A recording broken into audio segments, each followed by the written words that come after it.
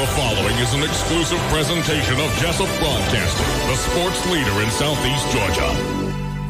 World famous. The world famous Butch and Bob Show. And good morning to you. You're listening to the Big Dog, WIFO FM in Jesup, 105.5 on your FM dial, Big Dog Country Radio. Here we are on a Thursday morning, the 16th day of January. Butch Hubbard here with you, along with Bob Morgan. And it's now time for the world-famous Butch and Bob Show, brought to you by Murphy Builder Supply in downtown Jesup on Northeast Broad Street, and by Nips Car Wash on Highway 301 South in Jesup, just past McDonald's on the left-hand side. Good morning, Bob. How you doing? Good. You doing good? Yep. All right. Well, we've got an informative Butch and Bob show this morning. Yeah, it's a pretty interesting topic. You know, it's election year, and new voting machines are in the state. Luckily funded all counties across the state of Georgia, so it wasn't a local expense, but we got probate judge Tammy Thornton in, along with Ed Whitten. They know all about the new voting machines. They're here to explain what all people will see when they go to the voting booth this year. Tammy, appreciate you coming in. Thank you, Bob. I appreciate you and Butch having us. This is something that we want all the voters to be aware about the new equipment. We offer, they can come by the office and have a demo, try it out. It is a lot like our old system. There's a large pad that you'll actually vote on this time. You'll review your ballot, and if you accept your ballot and you think everything's fine, then you can print the paper ballot out and scan it in. If once you print the ballot out, if you look at it and you've made a mistake, then you have to go back to the table with the poll workers, and they void that ballot, and then they issue another one. The main important thing that we want everyone to understand is that if you leave the precinct with your paper ballot, you have not voted. You have to scan that ballot in before you leave. You know, the big push during the last elections was to have a paper ballot. So I don't want the voters to think that that's theirs to take with like them. Like a receipt. That's exactly right. But you've got to have it. So you're going to have it, they're going to record it electronically. Yes, sir. As we have in the past. That's right. But there's going to be a printout of what you voted, and then you got to go have it scanned also as a kind of a backup to the electronic voting? Yes, because it's only recorded on that paper ballot. Once you scan that in the system, then your vote has counted. It's not on the pad like it was the touch screen. So it's not on the pad. It's strictly from the receipt. Printed out receipt in a sense, and when you get it scanned, that scans your votes. That's right. And also keep in mind that when you print out the paper ballot, it doesn't look like a regular ballot that you might receive from the registrar's office. If you're voting by paper ballot for any reason, it looks totally different. It's just going to have question and answers on it, and you just look at that and verify that that is who you wanted to cast your vote for. Okay. And then we'll have plenty of poll workers set up. You'll have somebody hopefully toward the door saying, "Oh, don't take that out. Yes, go sir. Have a scan," because it'll take an election or two for people to get used to that. That's exactly right, and that's what we're mindful of. We're going to have plenty of poll workers. We're going to have to add more poll workers so that everyone knows how to direct the voters and knows how to, accommodate them. How do you get the volunteers for the poll workers? They will call the office, Really? Most of them will call and volunteer. A lot of the poll workers that I have been there as long as I've been there. And Bob's smiling because he knows forever, that. Huh? Yeah. Bob's been working in this. I'm not saying y'all are old poll workers, but I've seen you a long time. Yeah, I've been there since the end of '82, and I still have some poll workers that were working before then, and they're great. I mean, Ed and I talk about that all the time, that they show up, they do a great job. I mean, no more than they're hands-on with it. Yeah, according to the state of Georgia. Ed, your last name again? Whitten. Ed Whitten, okay. According to the state of Georgia, the average poll worker is 72 years old. Yes. That's exactly right. I'm getting close. We've got a spot for you. Got a spot for me, huh? Which precinct you want to work? So we've got a lot of training to do with our poll workers. But like I said, the equipment is basically the same as what it's been. When you come in, the iPad, it is used to program the voter card, which is what we had the express poll doing. But everything is done on the iPad. They'll flip it around, have you to review your information. If you agree with it and sign it, then they'll go ahead and send you on down our way. Okay. Biggest change, I think, on the that people will see is there's a printer attached to each, and they sit on tables now instead of being on legs. Okay. So but the basic voting thing looks just about like it did before. You're going to make sure you don't give out a paper, right? That's right. It's special. It's it's special. Is it a paper heat-treated type paper? It's or special paper. like your dollar bills. It's got the fabric woven in them. Right. Costs the And county so- 13 cents a sheet. Yeah. Wow. Yeah. 13 cents a Yes. sheet? Yeah. So if you mess up, Yeah. your taxes will Fork over go 13 cents. Now, when the ballots are done and you got your paper, it's not recorded electronically into the computer. You go over there and you have your ballot scan, and that goes into what? There's a big black box that the scanner sits on, and there's 3 different compartments of the box. If you have an overvoted ballot or an undervoted ballot, then it'll go in one part, and then there's another part for a regular voted ballot, and then the bottom section is if the power goes out or something happens to the scanner while you're waiting for Ed and I to get there and handle the situation, they can put the ballots in the bottom. They're secured and locked, and then they scan them in once it's up and running. Another change, and this is one, Bob, I wanted to make you aware of, at the precincts, this is required by law that all the poll managers have to count the paper ballots that are stored in those compartments before they can leave the precinct that night and bring to us. Now, what do you mean count the ballots? I mean, They have to get the ballots out of the lockbox and count those. so if there's and make 2,000 sure- in there, they've got to count Yes, sir. 2,000 to make sure that matches up with what, or is that just the number they're going to give you? The numbers that's on the poll pad, yeah, and the election, the scanner, like Ed said, all the numbers have to match. But that is a new state requirement that they will have to count those before they can leave the precinct. I can just see it now. Okay, it's 1,121, 122. What time is it? It's 6:18. Oh, no, wait, okay, let's start. 1, 2. And I will tell you, 618. that's a difficult task because, as you know, Bob, I hope it's a double. the count. night of election, when we're doing the absentee by mail, we have to count them, and you've continuously going through it and making sure you're doing it correct, and it's quite a job. The count on that paper count has to match that scanner. And they have to physically count it? Yes, sir. physically count You it. can't have something like they have the bank where it's got, where they count the money, just goes through there and count it? We're trying to come up Yeah, with some they're of those. working on good. that. The Secretary of State's office is trying to find one that we can purchase and use at the polling place, because when I went to conference in December, that was a big concern for a lot of counties, especially counties that are even larger than ours. You can imagine, how many ballots. They're sitting there having to physically count can- all those it's ballots.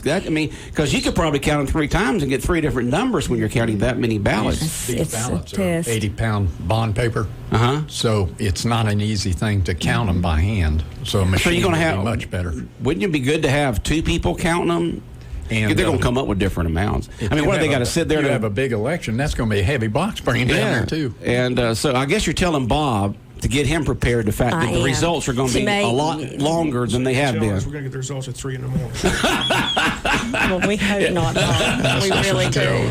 I just can't see physically counting those things. If you're counting that many ballots, you're going to come up with different figures every time you count them, just about. Think about somebody like Savannah. Yes, that's what I Gracious. said. The larger Yes, counties, sir. it's That gonna be a very 72-year-old difficult person sitting there with their bifocals on one. Who came up Licking that finger. Look at that finger. Who came up with the requirement? Who made the that? state election board, and they're working on new rules for us now. We don't have those yet, but they are working on new rules that'll change because of the change in the equipment. We have rules and regulations we have to follow. So with this new equipment, they're working on that now, and that's part of it, state Now, this election board. black box in each one of the polling places, that hooked to the internet anywhere. No, sir. The It's internet, not- nothing it's is not- connected so there's to the no way internet. a person can hack No, that sir. box, okay? No, It's sir. not hooked to the internet. We want to tell folks it cannot be hacked. It to the polling cannot places. be, and let me tell you about that. We have been through a lot of security training. Homeland Security has come in. They've done a walkthrough of my office where I am, where we upload to the server. They went out to the county building and did that there as well. They brought back a report. We only had 2 requirements. We had to put the safety film on the windows where the server is, and then add a camera. And so we've done that to meet all the requirements. But this is another thing that Secretary of State's office has required, is that we have to have so much changes in our security. Ed gets emails every day, and he monitors that. There's a new website that we've had to join per Homeland Security, and they send that out every day because, we're not connected any way whatsoever to the internet. We But can't only be. when it's sent to Atlanta, is that right? And that's a different source.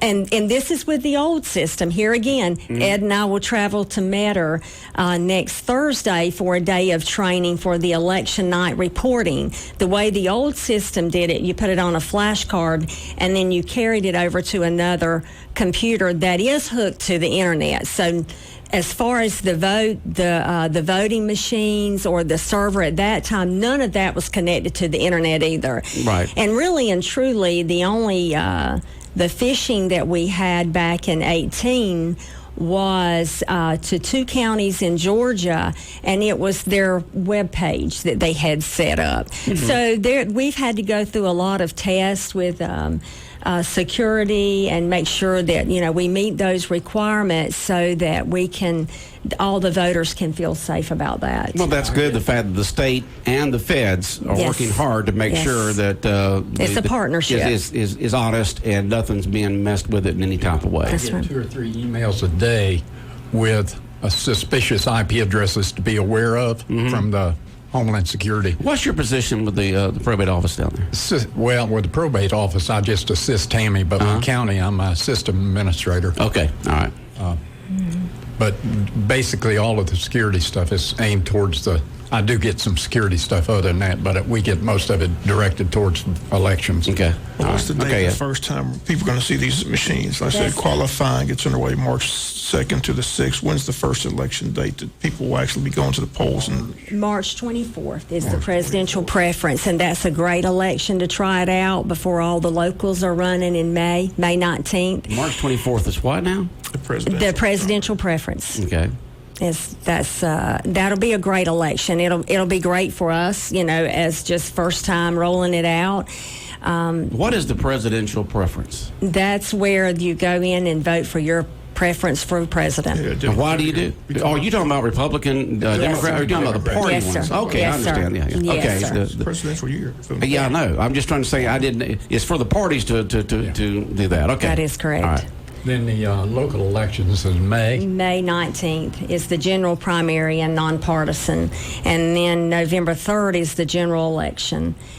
So we have a very busy year. We're excited about it. I think the equipment will be fine, and I know that the pilot counties that used it back in November at the conference, they had a great report on all of it. I mean, everyone seemed to be comfortable with it. And like I've said before, we want everyone to be comfortable. They're welcome to come by my office, and we can demonstrate. If there are any civic groups that want us to come, Ed and I have already committed to that.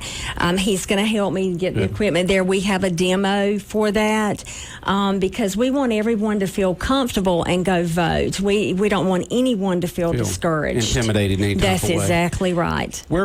Tammy, where's your office in case folks want to go by and get a demonstration of this new voting system? We're located at 359 East Walnut Street, which is the front entrance to the red building down from the sheriff's office, where the county commissioner's office located, and the tag agent is on the back side. We're the only door on the front. Yes, and sir. Tags at the back. Everybody knows where the tag office is. That's right. You just go. It's on the opposite end on the door that opens up toward Walnut. That's correct. And they're welcome to come by anytime. We're open during lunch.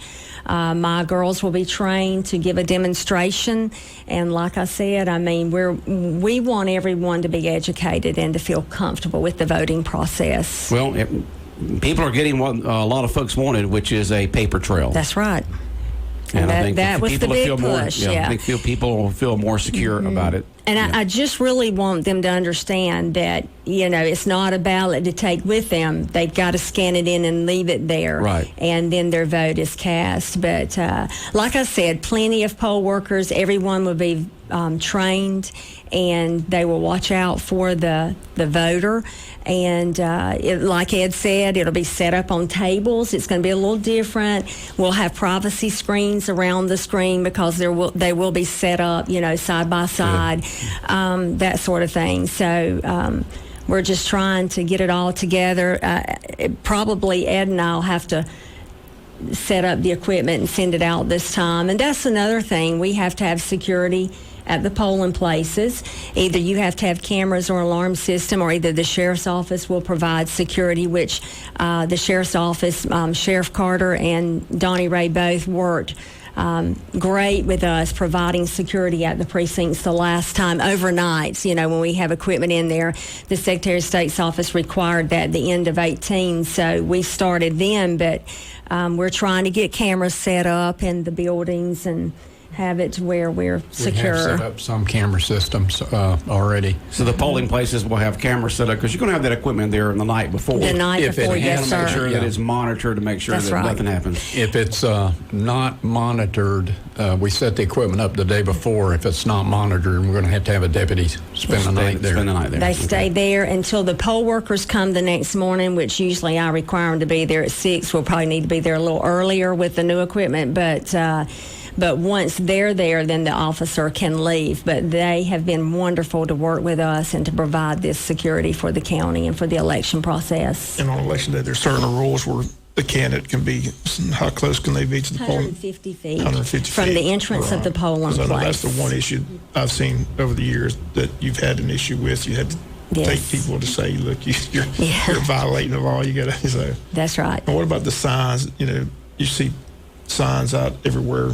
What's the rules on political signs? Were they? Well, you can't put them on a right-of-way, which the state will come in and take care of that, and I think the city of Jesup does that as well. And you're supposed to file what they call a DOI. It's an intent to run. Even though it's not qualifying, before you put signs up in the county, you're supposed to file that with ethics, which is through my office. I have a clerk, Susie Nettles, that has been trained for that. She tracks all the forms and takes care of that for the voters here in Wayne County, which, not the voters, the candidates, so that it is an easier process for them. Are other states going through what we're going through in terms of trying to make paper trails and be secure, more secure? Because you hear all these horror stories from precincts from around the country where people are intimidated. They've got hordes of people hanging out, intimidating the voters and stuff like that. I mean, not only do you hear about it, you see it. That's right. Are other states working on this? Is Homeland as secure as diligent in some of these other places where there's really some big problems? We haven't had major problems here. Yeah, I think that they are. They discussed a little bit of that at training with some states that are trying to implement this as well. All the security we can have. I mean, we just had a lot going on in 2018 and moving forward and changing everything, and so it has been quite a task to make sure that everything is secure. Make sure everything's not like Chicago. Vote early and vote often, right? Yeah, that's exactly right. Yeah, that's right. And for those candidates running, all the qualifying is going to take place at your office, right? Yes, Democratic and Republican, and so that is correct. I'll qualify the Democratic candidates, Republican, and the nonpartisan. I normally do nonpartisan anyway, but we have a new module with the system with the state that all the information is automatically sent in, which helps my ballot builder. So the parties agree for me to just do the qualifying for them. That way we have it and get it sent in a timely manner. Okay. Because we have a strict schedule that we have to abide by to get everything to them and get our ballots out in time, because you got the UACAVA ballots that go out the 45 days ahead of time for anyone overseas. So there's just a lot of dates that we have to remember. Also remember that we'd have a Saturday voting for the presidential preference election as well. It's going to be 3 weeks early voting again. 3 weeks early voting. Yeah. That's mandatory with any election you have, whether it's just a two-candidate runoff, whatever. It's mandatory by the state. 3 weeks of advanced voting. Of course, that takes place in the courthouse, and hopefully all of it will be set up this time in the small courtroom. I've spoken with Judge Browning and Francis, Jurgen, the clerk of court. They're both working very hard to help me so that we can have the courtroom the 3 weeks. Susan's office, the registrar's office, absolutely cannot accommodate this equipment like it has in the past, because That's like a it small said, room. and each one of the systems has a printer in addition to a tall tablet and then a poll book, so there's just no way that we can set her up in there. But everyone is working very good together. I've been very pleased at how well it's going, and we are excited about the equipment. I think it's going to be great. I think the election process will be great. I do not foresee any problems. We're just working hard to make sure that everything goes well. Yeah, our old equipment was 20 years old, so it was time for it to be upgraded. Right. And the state of Georgia has spent $150 million on this equipment, and the county's going to have a big expense too. Well, 13 cents a paper. Yeah, that's a big exactly expense, right. and ink and Ink and all that kind of stuff. Yeah, and over the course of 10 years, it'll cost the county around $220,000, a little over that. But we're in the process now of waiting on the company to come and pick up our old equipment and deliver the new equipment. And again, this Will you ever is... trade in? You get something for it? No. Because nobody else is going to use it. And they have to keep it for 2 years. And Oh, they do? They do. Then they destroy it. They do. Oh. Then they will destroy it. So, and you can't use it. You can't sell it. You can't do anything with it. Take it apart for parts. Can't do Yeah, that. and the equipment that the county purchased, because, you know, when this was implemented in 2002, the state provided a lot of it to us, but then we've bought additional stuff. But even what we've purchased, we're sending it back because we can't do anything with it. We can't make money off of it or do anything, so it'll go back. And The state of Georgia said that they can either pick it up and store it for us, or if we can't do anything with it, but we can store it for 2 years and then have it destroyed. So Yeah, take it. Get it out of here. yeah, get it out. Well, I said the main thing is we just want to educate everybody. Like, as you mentioned, anybody that wants to test run it, they can come by your office. Like I said, you said you're going to go to civic organizations, let them see it before it all kicks off. But election year's here. Like I said, qualifying will be here before you know it. Candidates already out campaigning, so appreciate y'all coming in and educating everybody what's going to take place. But Well, thank you for having us. What We are some really of the do biggest appreciate it. concerns and questions you get from voters at election time? The biggest concern has been the security of it, and if it's connected to the internet, if it can be compromised. And a lot of people were afraid that their vote really didn't count, and it was on when we were using the touch screens. Right. A lot of people were afraid that their vote just didn't count in the system for whatever reason. I don't know, but that was the biggest concern. Okay. So I was excited to know we would have a paper ballot, so they do have something in hand to look at and understand that, you know, they can look at it and see what they did vote on and have it in their hand and view it. It's just they can't take it with them, but they can look at that. Also, I will go back and add that you have a chance on the big iPad to change your vote once you review it, just like it was on the touch screen. You review it, and if it's good, then you could go ahead and cast it. You can change it there. But if you miss it, when you see it on that paper ballot, you still have a chance to go back and correct it to get it to what you want. And remember that the barcode that's on the sheet of paper is not attached to anyone's name. I think that's been a question across the state of Georgia from candidates and from the voters. Is there any way to trace that paper ballot back to that individual? There is not, just like it wasn't before. Okay. Well, sometimes it's good to go old school. Back to the paper. That's right. And okay, if a person's sitting there saying, I just don't know where I should vote this year. I've done this. I've moved. It's been a while since I voted. How can a person be for sure that they are registered to vote? They can contact Susan Nash. She's the chief registrar at 427-5950.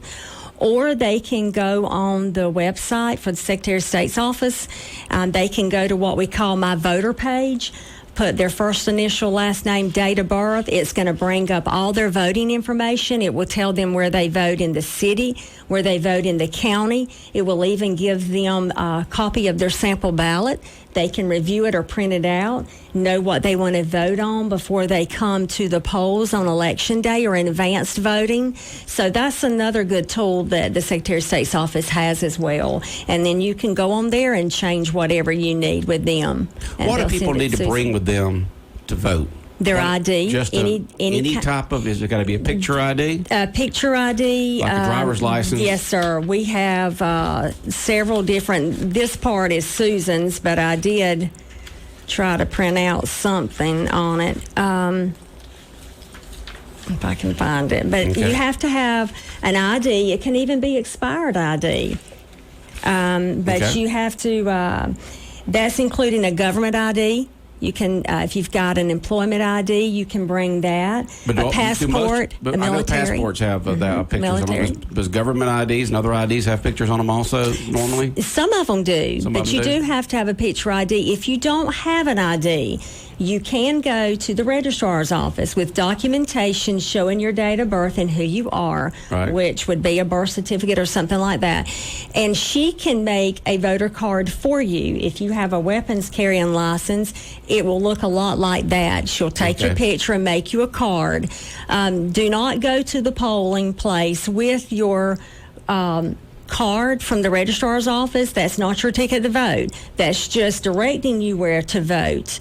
And a lot of people will show up with that. But you do have to have a photo ID. Georgia's one of the few states that still requires that.